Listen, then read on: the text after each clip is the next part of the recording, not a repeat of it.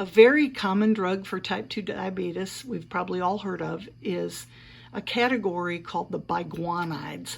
And the nice thing about this category is there's only one. They have tried other biguanides. They have not done very well.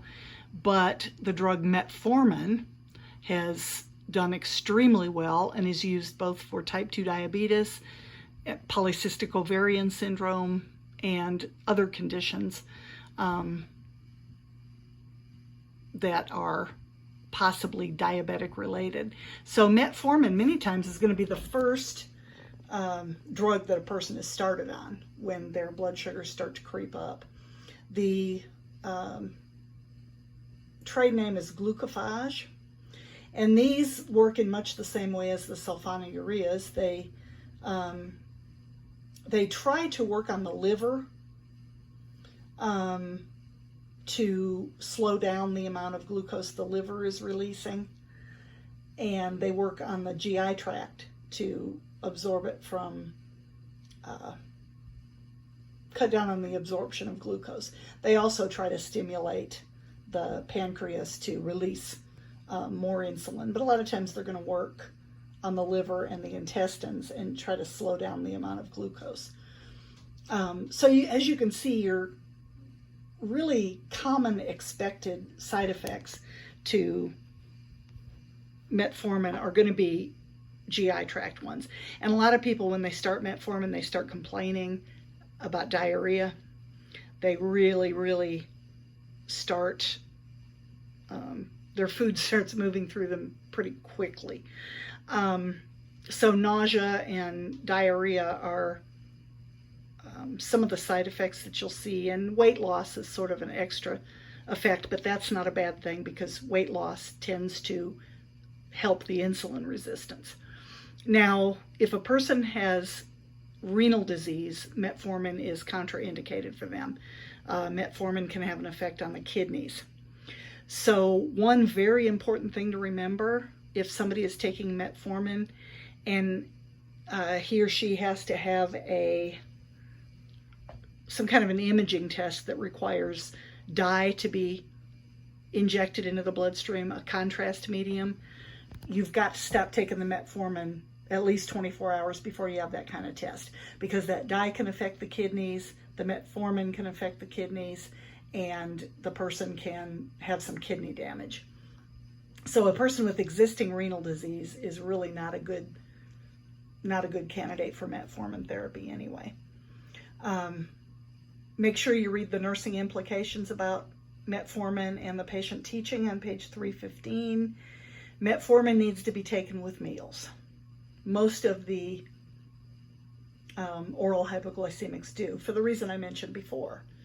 You take it, then you don't eat, and your blood sugar begins to drop as it starts to control the glucose, however it does. But metformin, basically it's like you've got your meal in front of you, you sit down to take it, and with your first bite, you take your metformin, and that's kind of the same thing. The next category is a category of drugs called the insulin sensitizers. And now we move from the table on page 313 to the table on page 315. Now these drugs, everybody was very enthusiastic about them when they first came out. It's like, yes, these drugs are great. Unfortunately, they ended up not being quite as great as they thought. They have been linked to heart disease and bladder problems. So these are very closely monitored and a little bit more restricted than they used to be.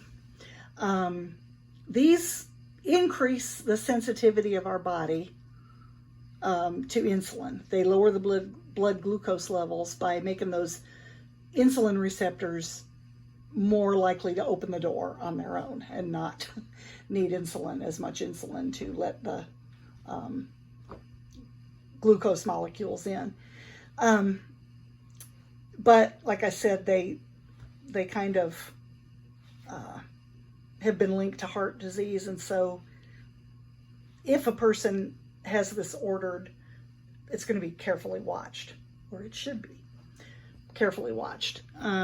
Of course, our biggest side effect that we expect with all of these, hypoglycemia. However, the adverse effects can be cardiovascular. And if a person already has heart failure, these drugs can increase that. Now, these drugs have big long names with glitazone in them, but you might recognize them more by their trade names, which are Actos and Avandia. And unfortunately, the reason we recognize them is probably because when you watch TV, you see lawyers advertising, you know, have you or a person you love died from Actos or Avandia, those kind. And so, you know, you might be entitled to substantial compensation. So that's kind of where I recognize them the most from.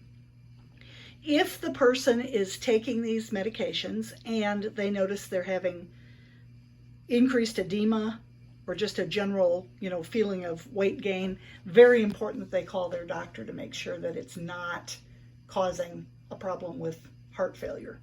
So a congestive heart failure patient is not going to be a candidate for these particular medications. Any drug that treats hypertension does not go well with Actos or Avandia. Make sure you read those 3 bullet points: patient family teaching and nursing implications, and then all the patient and family teaching. There's several bullet points for those. And of course, you know, watch for allergic reactions like any PO drug. But the main thing is cardiovascular. One of them, and I can't remember if it's Actos or Avandia, has also been linked to a very slightly increased risk of bladder cancer. But the CHF and heart failure is the main thing.